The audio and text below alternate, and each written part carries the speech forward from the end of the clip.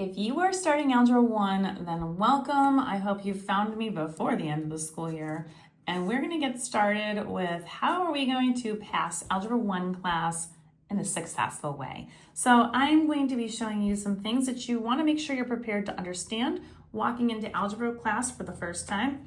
And let's get started with inequalities. So you probably know a little bit about inequalities and you probably know a little bit about solving two-step equations. So now we're going to kind of put both of those things together. I wouldn't expect everybody to understand how to do this right when you walk into class, but you should have a little bit of knowledge on both of these topics individually in order to be successful with this problem. So if you're looking at the first question, what you're going to be doing is solving like you normally would, as in a two-step equation.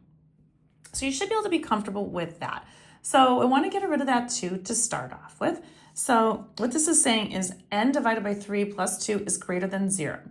So we're going to do the solving. We're going to subtract 2 on both sides, which is going to leave me with these gone completely, and the n divided by 3 over here, and then the sign the way that it is, and then 0 minus 2, which is negative 2.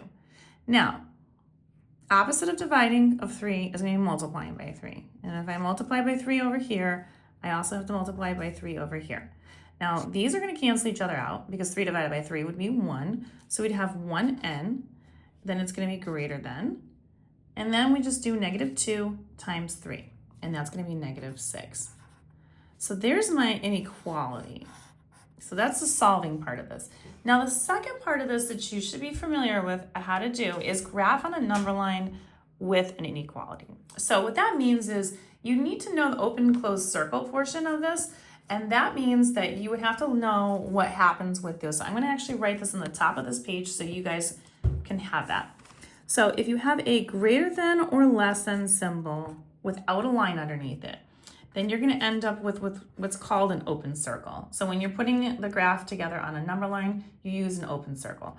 Now, if that line is underneath the sign, which means equal, so a greater than or equal to or less than or equal to sign, then you're going to put a closed circle. So that just means you're going to fill in the circle. So that's one of the things you should always keep an eye out on. The first part of this problem is to look at that. So I don't have a line underneath that, which means I'm going to be using an open circle on the answer that I got, which is negative 6.